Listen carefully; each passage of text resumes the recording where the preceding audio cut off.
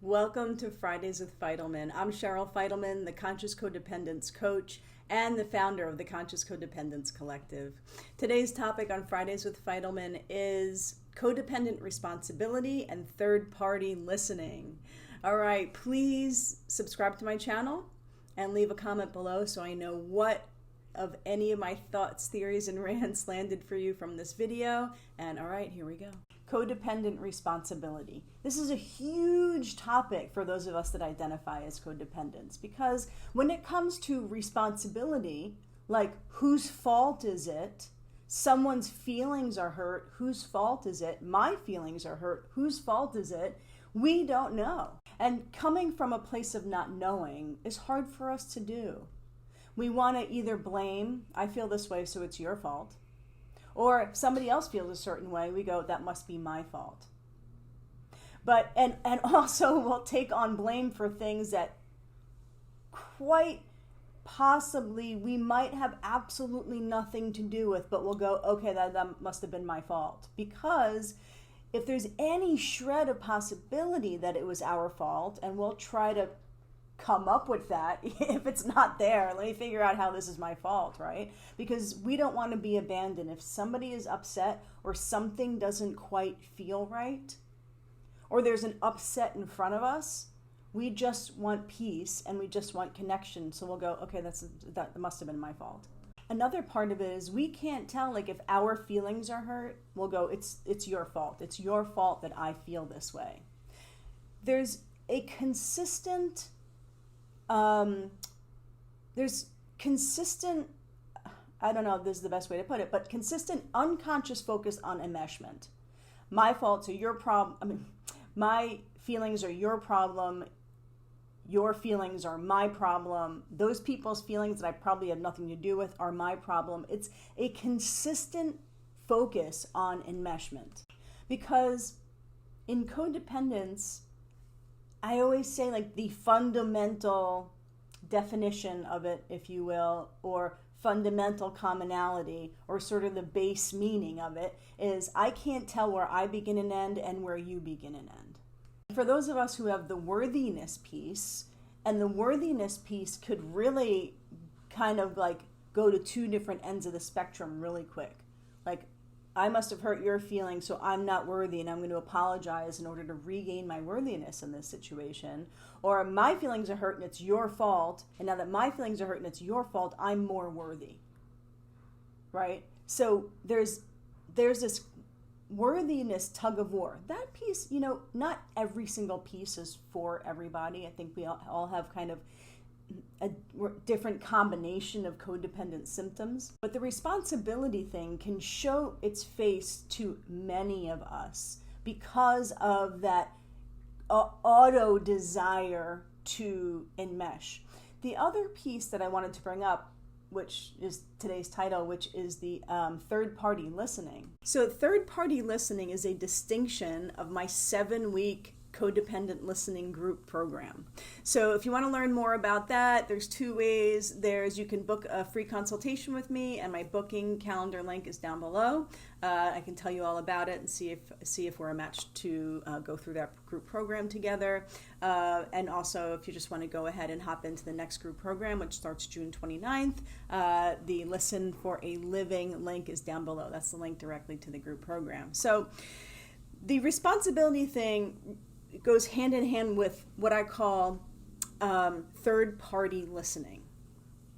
Because third-party listening, I developed this distinction, and what I mean by that is that when we're listening to people, two people are talking right in front of us. We're not a part of the conversation, but we're listening. We're a third-party listener. And sometimes our codependent auto-reactor, right? Sometimes it's so automatic, and when we're done reacting like that, we walk away and go, I didn't really have much facility or agency around that moment. But in any case, third-party listening, we're listening to two people talk, and somehow, whatever upset is happening there, we think we're responsible. Somehow we're listening to two people talk, and we find ourselves agreeing, disagreeing, having some feeling, about what they're talking about, perhaps getting into the conversation and taking on a role in the conversation that we didn't necessarily need to take on in order to enmesh with the two people, or they're disagreeing. And there's something in our body that goes, I have to be of service and support this situation, support these two people right now. So we get in there because there's something about our third-party listening where we go, I'm responsible somehow. Another way third-party listening shows itself is when somebody is telling a story about somebody else. They're not there, but you're listening to somebody tell a story, and so you're still a third-party listener because the story is not about you.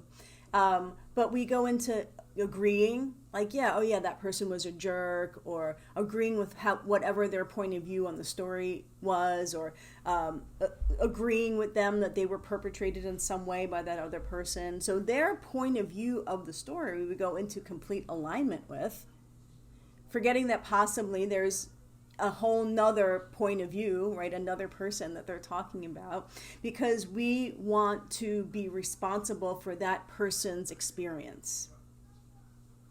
Agreeing with their experience, agreeing with their point of view, and that also adds listening through a filter of validation. I'm going to validate them, and that validates myself as a valid person in this conversation and a valid listener. And it sustains connection. Third-party listening often just has us hooked into the act of sustaining connection, even if it's simply agreeing about something that we actually don't agree, or we have a question about it. Like, really, did that person really say that? Or did they say it like that? Or like, how did you interpret that person? We don't want to ask any questions. We void curiosity, which is the ultimate practice in sovereignty. And sovereignty in my work is the North Star of codependence healing. Sovereignty. And in sovereignty, I say that codependence in sovereignty, curiosity in sovereignty is the number one most important practice. Being curious. But when we're codependent and we have all of this responsibility that's probably not ours, we tend to negate curiosity.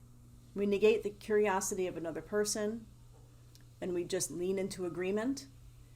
We negate curiosity of ourselves, and we often lean into blaming, or we lean into saying, I'm not worthy.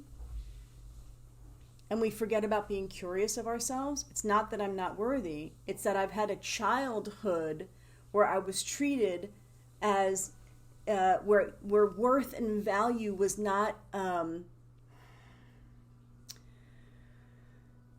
really in the human conversation. So it's not that you're not worthy. It's that something took that concept out of you. Something removed your natural and innate worth. And I actually don't even think there's any real thing called worth. I think that our superegos, and our superego is that which holds us in comparison to other people and other things. It holds consistent comparison in our lives. And that's what has brought in this concept, false concept, I think, of worthiness. So that'll be a whole nother video on worthiness. I've probably done one, and I'll do another one. But in any case, thank you so much for listening to my thoughts, theories, and rants on codependent responsibility and third-party listening. I'm trying to do these videos a little bit shorter, so I'm totally open to your comments on, do you like for 5-minute videos, 10-minute videos, 15-minute videos? I used to do like 20 to 30-minute videos. I'm trying to stop doing those super long ones. If you want your free consultation to find out whether or not the group program is a match for you, go ahead and book your consultation below. That session will make a huge difference for you in your life, whether or not you feel the group program is a match for you. And if you want to just jump into the program, the website is below, listenforaliving.com. Next group program starts June 29th. All right, everybody. Thanks for listening to my thoughts, theories, and rants. Happy Friday, happy healing, and life is now.